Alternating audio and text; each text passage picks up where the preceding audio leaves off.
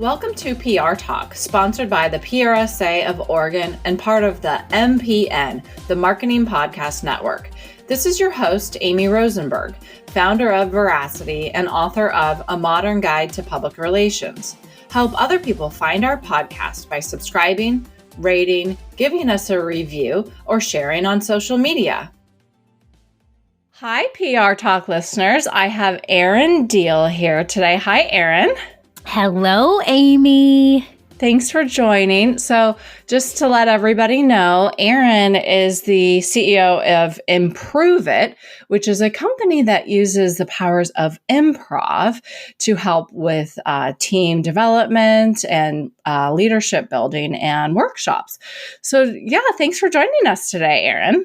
I am thrilled to be here. We're doing this, Amy. It's early your time. It's lunchtime my time, but I'm still drinking coffee. So we're here for coffee talk.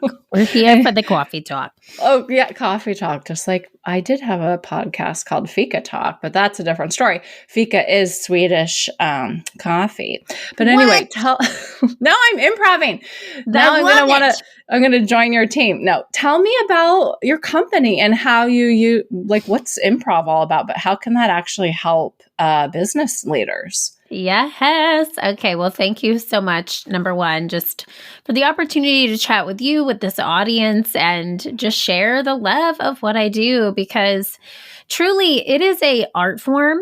I have always been a performer my entire life, but improv was something that made me get a little bit comfortable with the uncomfortable, if you will. Mm-hmm. And as I started to really lean into it and practice it, I had a 9 to 5, and then I would go to improv from 6 to 10. That's what I told everyone. That was my day to day. And I just saw all the things that I was learning on stage and my classes in my rehearsals spill over into my professional life. So I created Improve It in 2014. We launched in 2015, and we help develop teams and leaders through play, through laughter, through experiential learning. I like to say that myself and team, I have 22 facilitators, and then we have an internal team of 6.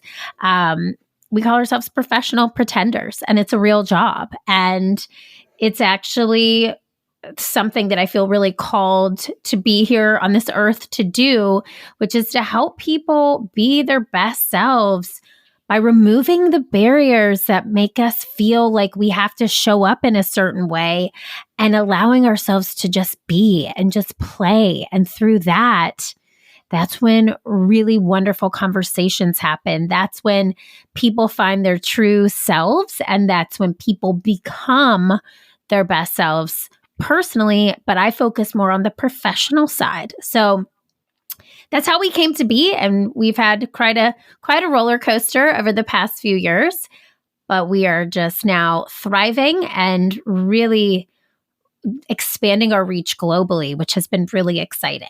Yeah. So tell me, how does play or pretending or improv, which is all possibly the same, how does that help professionally and personally, of course, but because I think personal development is professional development in a way. But if you could speak to the professional side, and then possibly it would make sense to kind of walk us through what you do and even talk about like a before and after scenario. Oh, I love it. Yes. Okay. So imagine a world, Amy. Okay. This is like a voice. Imagine a world. We're in the movies right now. Okay. Yes. This is your movie trailer where everyone exists in their own bubble. There's no communication. There is a lack of trust. There's a lack of support. Collaboration is low. Morale is low. You hire a team like Improve It to come into a company meeting. It could be a team. It could be company-wide. However you want it to work, we will go up to 100 in a workshop. Keynotes, we can do as many people as possible. So we walk in the room and we facilitate, I should say, the energy. The participants are the workshop. So we have an overarching objective. We have 10 different power skills that we train on. So we match whatever the client's objective is. What do they want these participants to walk out of the door feeling, doing, being? To one of our 10 power skills. We have pre-work. So before they even meet us, they see a comedic video that teaches them what we're about to do, but the opposite of that. And we gather data from the participants to understand what they want to achieve out of the session. So let's say they want to focus on effective communication. We'll send them this pre-work video. They'll fill out a questionnaire, how they are currently handling communication within their organization. What are their challenges? We walk in the door. In 2 hours, I always tell this to people, we're not going to change your culture in 2 hours, but we are going to start the conversation. Let's say it's 20 people in the room. They walk in 20 individuals. When they walk out of the room, they are one cohesive group of 20. We have them up on their feet. They're laughing. They're interacting. They're connecting with each other in a way they probably haven't, especially in this hybrid world. They are feeling each other's emotions, and they're doing that through play. And we use improv-based activities to facilitate this, but really it is a call and response. We aren't talking at them, we are playing with them. And then after we leave and they have this high energy, we set them up with a 3-week e-learning course that is built in conjunction with that power skill. So they can take that, and it's DIY. They do it themselves. It's about a 5-minute course every day, 3 days a week for 3 weeks. And they just reinforce what we taught them and keep adding learning elements to it. So it is really just this ideal experience for people to go dive into these concepts. Yeah. So I realized I asked you like 3 questions in one. So when you're talking about play and improv, like and the call and response, so are people like acting, or are you saying we're going to kind of mess around with a game, or what do you like do actually? Yeah. Yeah. So we always say we're never going to get your team to stand on stage, bark like a dog. We use activities that are either partner-based, group-based, or individual-based to get people up, moving, talking, interacting. We get people, so for example, here's just a core fundamental game that we use, yes and. So we'll have people in small groups. We'll tell them, you are now tasked with coming up with a holiday party for your team. You have to come up with food, entertainment, and a location for this party. Here's the caveat. You can only add an idea to someone else's idea by responding with yes and to the thing that person said. So we get this really lively group of people conversing, saying yes and, the energy is high. And then as a facilitator, I'll walk up to somebody in the group, I'll whisper in their ear, now you're going to say yes, but. So this person is now changing the energy of the group. And then we keep this energy up so everybody's yes-anding. We have one yes, but. And then I go up to another person and say, now you're going to say no, because.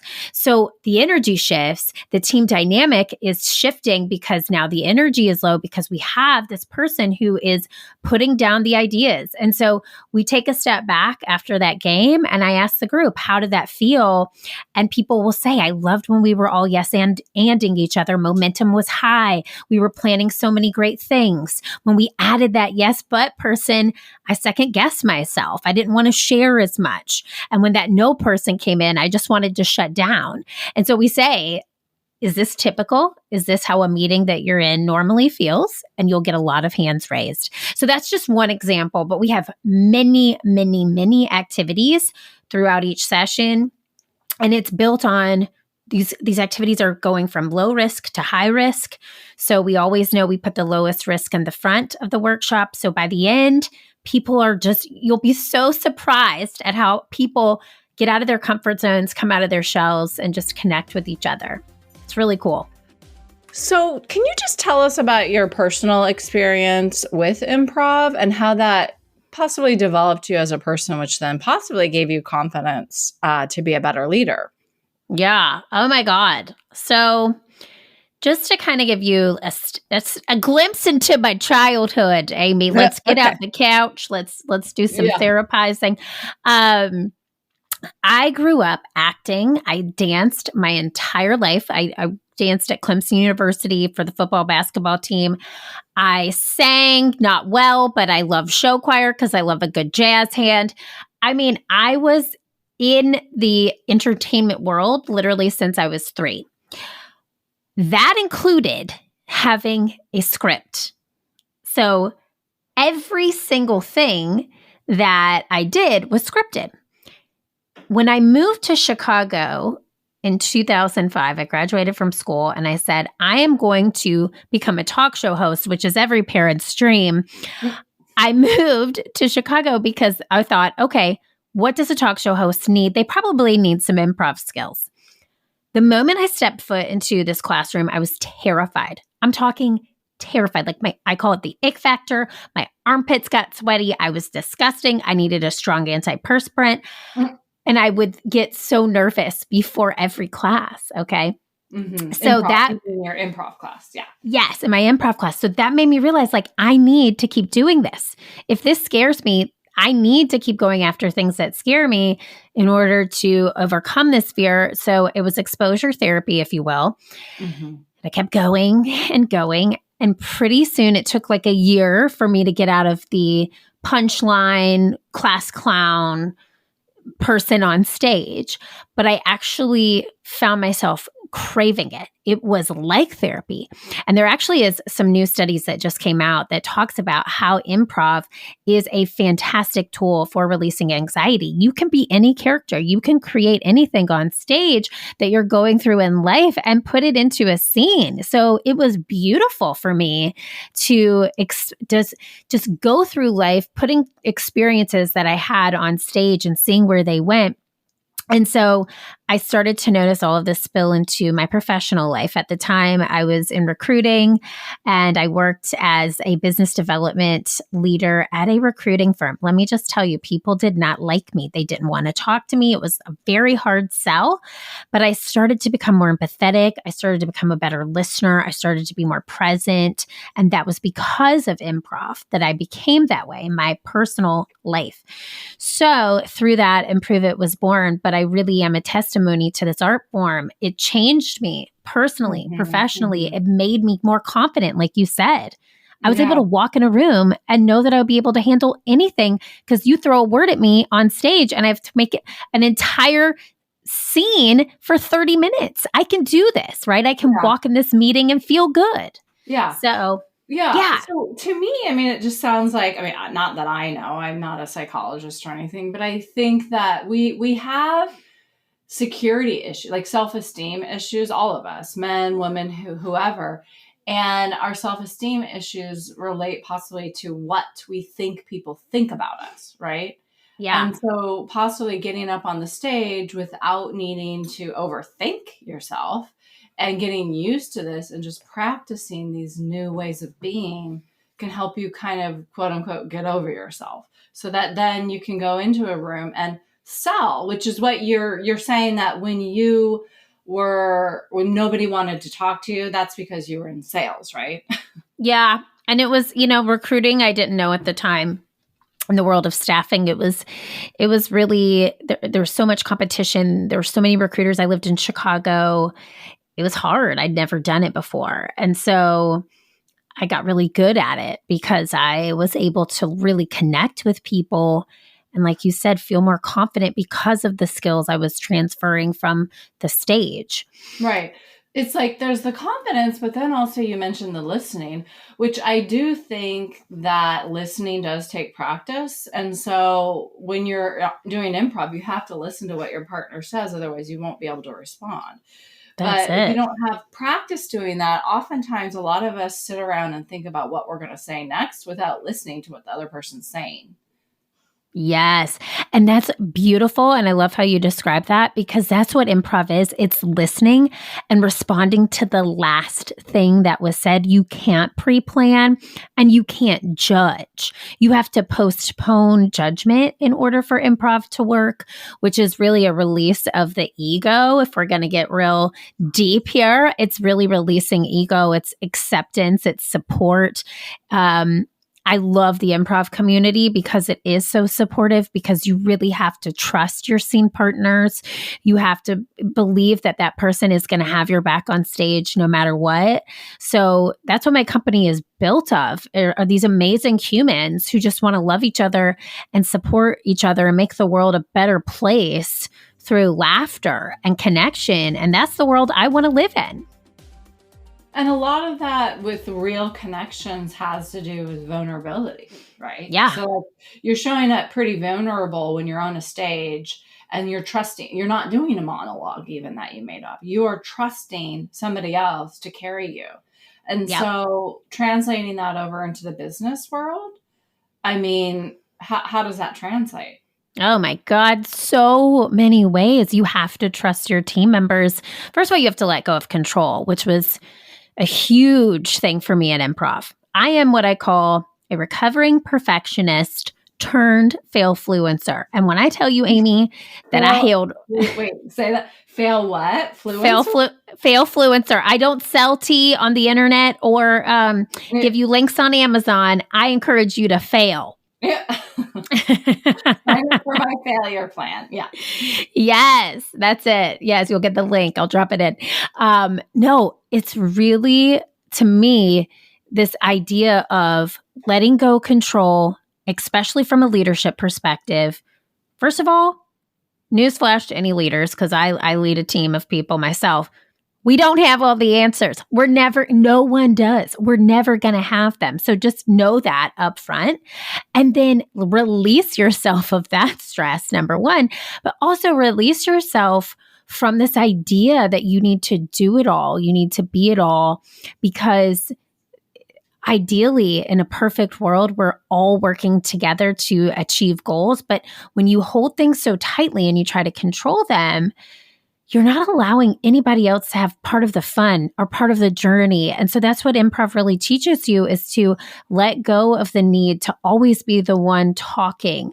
There's this acronym I love. It's called WAIT. Why am I talking? Right? And so allowing other people's voices to be heard, encouraging them to speak up and have a voice and share ideas. What a fun place to work. What a fun meeting. What an awesome thing when we actually achieve the goal because we've done this together. And that's what a great improv scene does. It includes everyone. Everyone shares ideas. There's a lot of give and take. And the same can be said for great teams, great leaders, great cultures. It's so interchangeable and it's so dynamic. So how does this fit into quiet quitting right now? So just on the business side, are you finding that you're getting a lot more inquiries for business because you've got people not wanting to have quiet quitters? Or is it possibly the flip side where maybe people aren't trying to do team building and that's why we have quiet quitters? Interesting. I love this topic. Okay. So can I just give you my real thoughts on quiet quitting, Amy, just from the forefront? I feel like it's such a marketing term. And I love that it exists because we've had it for forever, right? It's been a thing that's been going on, but it just got a name. And now I think a lot of attention due to things like the Great Resignation, right? And the great, what is it when people want to go back? It's not the Great Resignation. What comes, I forget what it is. Like when the grass is always greener and you want to go back, the Great Return. Yeah. So, but I think with this idea, and from a business perspective, this has been our best year to date. Just to give you like a real quick synopsis through the pandemic, 2020, we were executing against this 85-page growth plan that we put together in the Goldman Sachs 10,000 Small Business Program. It was really exciting. It was expanding our reach in different markets in person. Everything I had was in person. Everything we did was in person. these e-learning courses existed, but you had to do a workshop in order to receive them. So that was the only thing. We had virtual. So we quickly had to pivot our business, put everything online. So 2020 and 2021 were really a restructure for us. We survived. I would not call it thrived, the pandemic. And because we were having to reestablish ourselves from a virtual standpoint, a digital standpoint, this year, once COVID sort of died, I mean, it still exists, will always exist. But once masks restrictions were lifted, once people started going back together in person, oh my gosh, we had the most exciting year because people wanted to connect. People wanted their teams to see each other in real life. Or if we did it over Zoom, they wanted them to feel that connection, because you're right. This idea of my people are, culture is my people. I have to keep these people happy. We have to keep them connected in order to do the work. And I think that the pandemic showed us that. It showed us that it's not about you're so lucky to work here. It's we are so lucky to have you. And it flipped that mentality for a lot of leaders who have always had, this is the way things are done. They're not this, we don't change. And it really made things get flipped on their head in a very fast way. It wasn't like this slow rip of the Band-Aid overnight. Businesses had to pivot and restructure and figure out how they were going to continue to keep their doors open. And I really think that through that, people realized how important their people are and how important it is for them to feel seen, heard, and valued, and like they belong. And at the core of what improv does is it makes people feel seen, heard, and valued. And that's why I think this has been our best year, because finally, I knew this, but finally, a lot of leaders have woken up to the fact that in order to do business, it should be about our people who take care of the people we serve first, and then we can serve our people.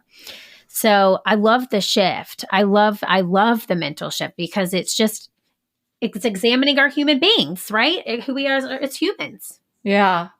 So how do we take this for the long term, though? So, I mean, we can all do workshops, and I can do, let's have a holiday party or something like that.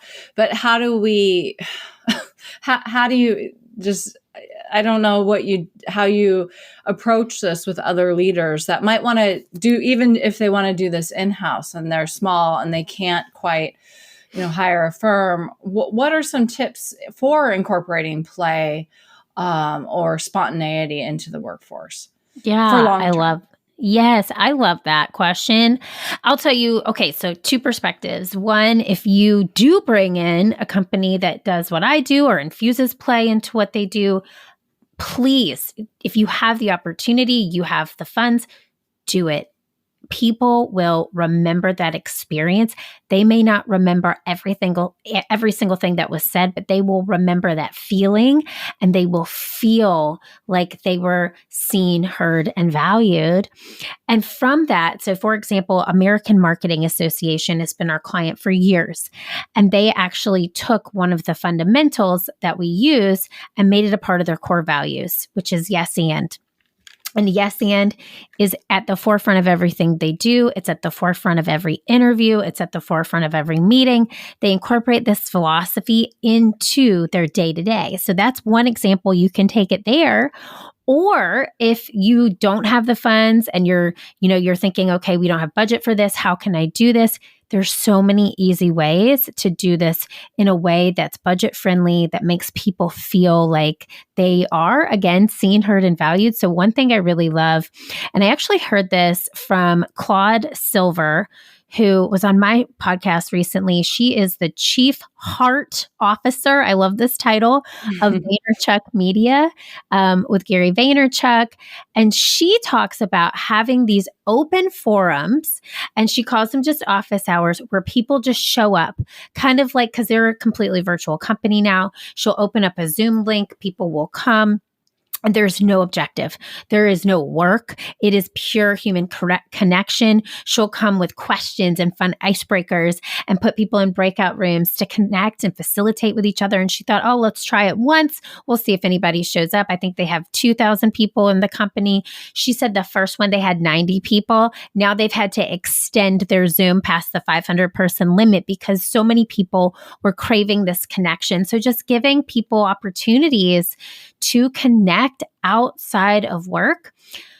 I think the hybrid world is wonderful. I personally love a combination of both because you and I were chatting earlier, Amy. I love that like our dogs are sitting outside of my door. Yours next to you. I love that.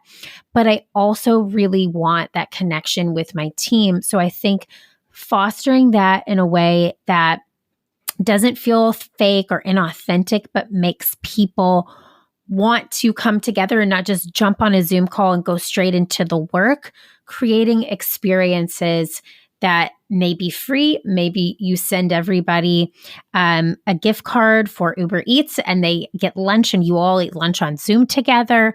Maybe it's you have what I call a failure party where you this goes into Phil Fluencing. You put together a board. It's not a vision board, but it's a board that celebrates and has symbolism of pictures of things that you failed at, and you get together and you celebrate your failures over the past quarter.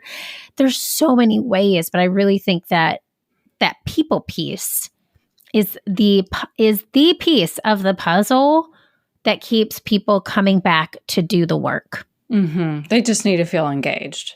Yeah. And so we just need to keep engaging them and just remembering as leaders that you know, kind of some highlights of what you said is that you don't need to be in control. It's not, you don't always need to be in control. We can kind of give up some control to other team members. And I think a big piece of this is what you were talking about in your brainstorming example. Well, I mean, I thought of brainstorming, but you had your example about in the meeting how people were kind of throwing out ideas, and when the no person came in, how that felt. And I think that in brainstorming, we're also supposed to have like, there's no bad idea kind of mentality. And so kind of opening that up to ongoing discussions where people feel free could be helpful for non-quiet quitting. So I really agree with this idea of not shutting down people in meetings. That's a funny way to put that. When we shut down other people, I like to call that person a fun vacuum. You suck the fun right out of the room. You suck the energy and the momentum out of the person who is sharing ideas. You don't allow people to build anything. You just stifle innovation and communication. When we use this idea of yes and, which let me say this does not mean that you have to agree what somebody says or with what somebody says. You just have to listen, acknowledge that this person shared an idea, show gratitude by saying, yes, that sounds great. Thank you. How about this? And then you can add another brick. You can add another layer to the conversation, and that person can add another layer. And again, together you're building this beautiful house. No, because stifles communication in its tracks. It allows the idea, the momentum to die down, and it doesn't allow us on stage to move anything forward. It's the same in business. You shut down an idea, you're shutting down not only the idea, but the person who gave that idea, which in that bigger picture spectrum, you're shutting down your company culture. So try yes and. I promise you, it will shift team dynamics. It will shift the way that the person that you're talking to feels. It'll shift the way that you feel. And in turn, it will shift your company culture. Thanks for listening. For more PR insight, be sure to check out Amy's book, A Modern Guide to Public Relations, at prtalk.co. Also, please subscribe, rate, or leave us a review.